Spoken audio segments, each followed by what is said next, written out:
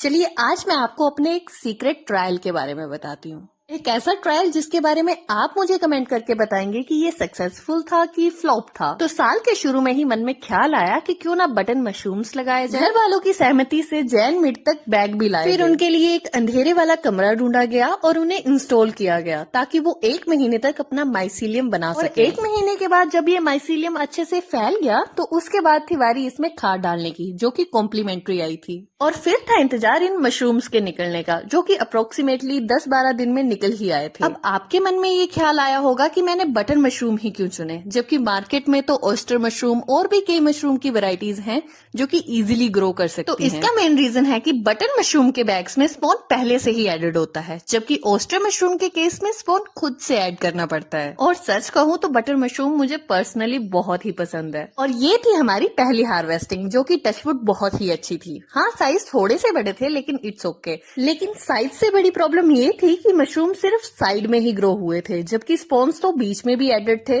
लेकिन वो ग्रो ही नहीं हुए। तो इस प्रॉब्लम के हमें सिर्फ 2 ही रीजन लगे। एक तो वो कि हमने जो खाद डाली थी वो शायद हो सकता है कि ज्यादा डल गई थी, इसलिए हमने उसे थोड़ा थोड़ा हटा दिया। और दूसरा रीजन ये कि जब हम इन बैग्स को लेके आए तो हो सकता है कि लॉन्ग ट्रेवल की वजह से स्पॉन्स साइड में चले गए हों, जिसकी वजह से मशरूम साइड में ग्रो हो रहे हों। कहते हैं ना, कर्म करते जाओ और फल की चिंता ना करो। तो पहले से पके हुए फलों को तोड़ा, यानी कि मशरूम्स की हार्वेस्टिंग की, और फिर वही किया जो हमें करना चाहिए था, यानी कि इंतजार। और फिर तीसरी हार्वेस्टिंग के टाइम पे हमें पता चला कि मेन रीजन वही था जो हमने सबसे पहले सोचा था, कि खाद हमसे थोड़ी सी ज्यादा डल गई है, जिसकी वजह से स्पॉन ऊपर ही नहीं आ पाए।